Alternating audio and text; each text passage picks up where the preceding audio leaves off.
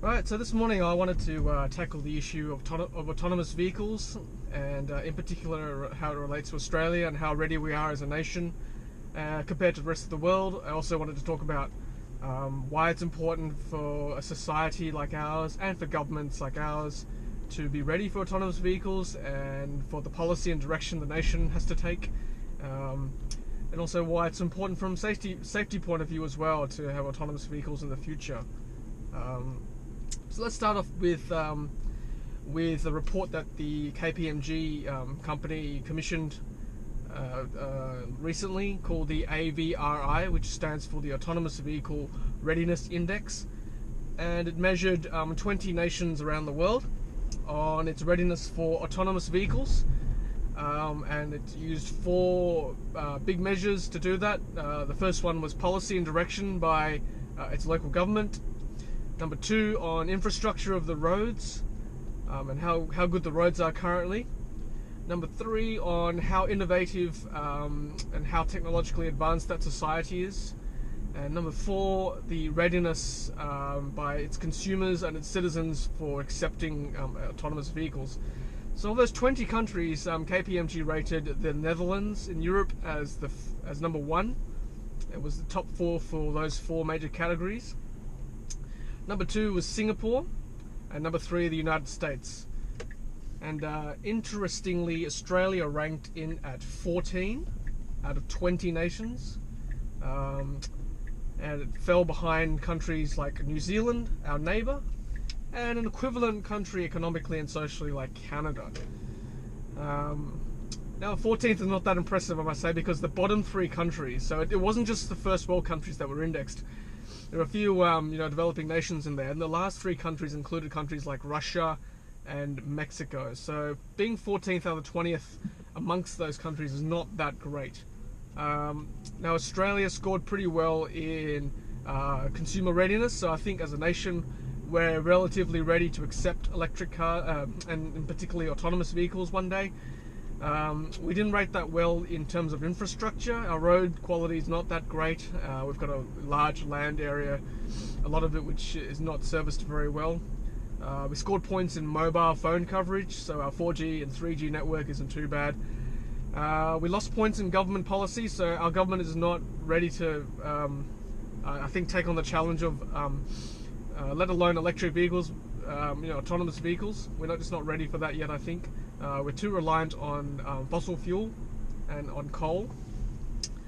And also technology. I mean, we're a long way away from the rest of the world, so a lot of the big companies don't have headquarters here in Australia. So in terms of those things, I think those four pillars of measures are quite good, and we as a nation aren't quite there yet. I want to look at the top three nations currently. So the Netherlands, they ranked very highly in all four measures. They've got a great road network that's very well maintained. They've already got the infrastructure. Some of the traffic signals are already geared up to accept electric vehicles and autonomous vehicles. For example, traffic lights can talk to autonomous vehicles. They can test autonomous vehicles on their roads. They've got a great cellular network. And their government is very willing to try new policies to accept these vehicles one day. Singapore came in second, and I've been to Singapore many times because my wife's family is from there, and it's very good. Its road network is fantastic. It's very well maintained. Its government, has admittedly probably a few more liberties to just bring in a new policy when they see fit. That's why things happen so quickly there. So in terms of that, the government's also willing to try new autonomous vehicles policies. It's got a good cellular network, and I guess being Singapore, it's quite a central hub, so it's got a few links to technology companies that are willing to invest because it's a good political climate and a good economic environment as well. And its citizens certainly are willing, I think, to bring in the new wave of vehicles, even though admittedly Singapore does not have that many electric vehicles currently in circulation over there.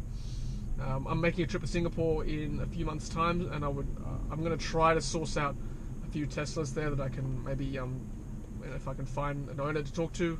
But stay tuned for that. I will certainly try my best to find that for you.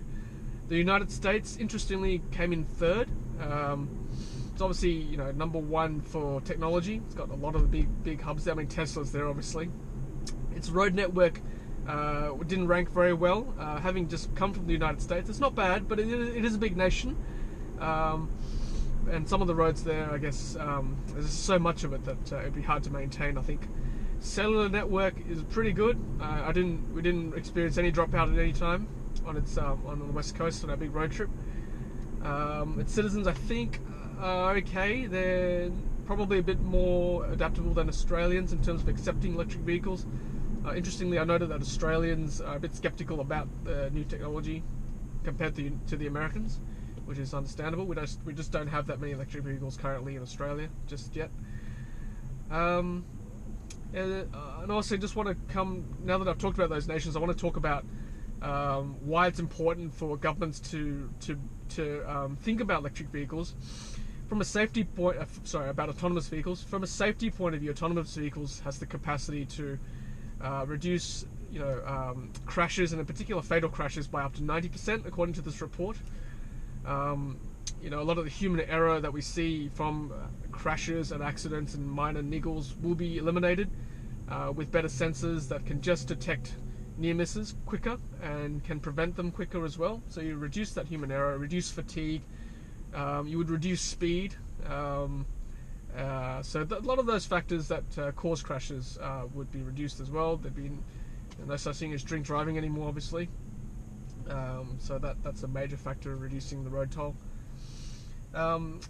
Governments need to think about it now too, to think about when they start building new roads and when they start maintaining roads, whether to change traffic signals and traffic lights to be ready for autonomous vehicles one day, just so that we don't keep putting in old technology. That'll waste a lot of taxpayers' money.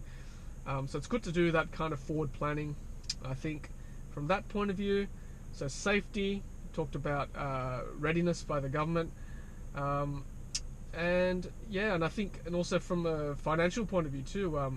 I think economically, if people have more time in their cars to potentially do work for businesses, potentially, or even for students who can study in the car, they don't have to drive, and families can spend more time with with themselves in the car instead of having to watch the road all the time. That all contributes to a better society, a more productive society, a happier society.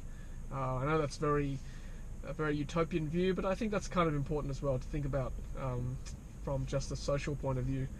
So there you have it, guys. We talked about autonomous vehicles today, about how the KPMG have commissioned its very first report into autonomous vehicles and how ready nations are, particularly relating to Australia, how we're not quite ready. We're 14th out of 20 nations, including some developing nations, so it's not a great result for us. Talked about how the governments need to be prepared for this wave of new technology coming, because it will change the way we live and work. It'll change our world, so we need to be ready for that. And that's exciting. I'm excited personally. Looking forward to this report coming out every year, and I'll keep a close eye on it, on any other audits that come out as well. So thanks, guys, for watching. If you've enjoyed my video, please leave some comments. I'd love to hear from you. I would love to talk, give you my feedback as well. We can talk about important things like this. Leave some comments. Please subscribe if you've enjoyed my videos, and please stay tuned for more updates on autonomous vehicles, electric vehicles, and Teslas. Thanks, guys. Have a good day. Hey, thanks for watching, and thank you for helping us to bring the electric vehicle revolution to Australia. If you've enjoyed our videos, please take a moment to hit subscribe. We really appreciate it.